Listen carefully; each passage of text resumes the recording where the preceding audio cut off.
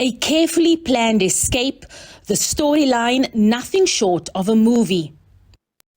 Still many questions around the plot, the main characters as well as the supporting cast. Who was involved and how was this allowed to happen? G4S tried to outline how Bester escaped. The man, known as the Facebook rapist, also convicted of murder, was moved into a single cell 3 days before his prison break. There is video footage, distant video footage, of two individuals running towards the administrative building in the early hours of that morning. The footage is distant because the cameras that I believe were better placed to record that movement were near the administrative building and the Broadway unit, and they were not working. We were unable to identify whether these two individuals are G4S staff members, Mangaung prison officials, or whether they were inmates. MPs were left with more questions. In actual fact, some of the things that you would have spoken to, they contradict one another. The times don't speak to each other. For me, it's pure lie. And we have a legal rep here whom there are consequences for lying to us. And yet he's able to allegedly conduct a business from prison. Is that not deeply concerning? Does the G4S, are you aware of all the allegations around him running a business, and has any investigation been done into that? Some lawmakers have told the Department of Correctional Services to cancel its contract with G4S. There's definitely something going on, and I think as a committee we do need to take strict recommendations after this.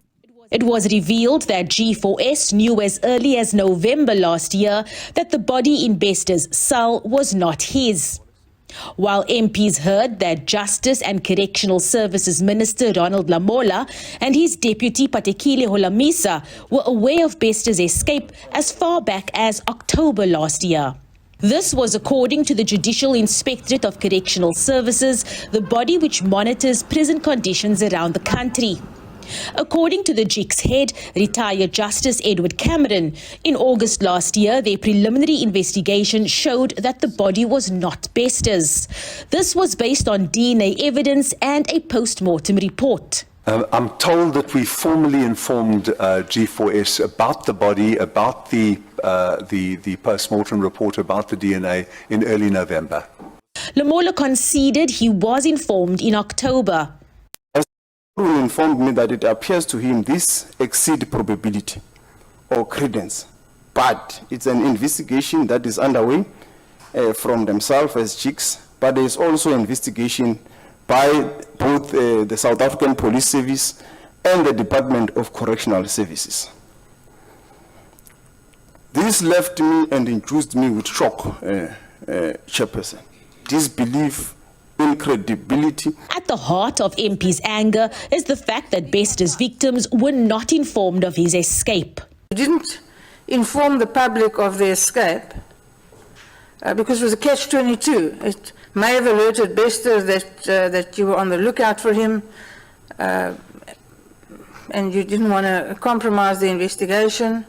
Well, yes, but don't you think that the public interest in this instant trumps the investigation of the police that was going absolutely nowhere until January? It also the public interest that when the arrest is effected, that case stand the test of time. But already, I don't know why that question comes, because it has been considered that indeed, in relooking at things, at least the victims would have been taken on board. Responding to questions, Lamola said he would not resign over the saga, saying he had executed his duties. Lamola, however, did apologize to Bester's victims and all of South Africa, saying that the Department of Correctional Services will take full responsibility.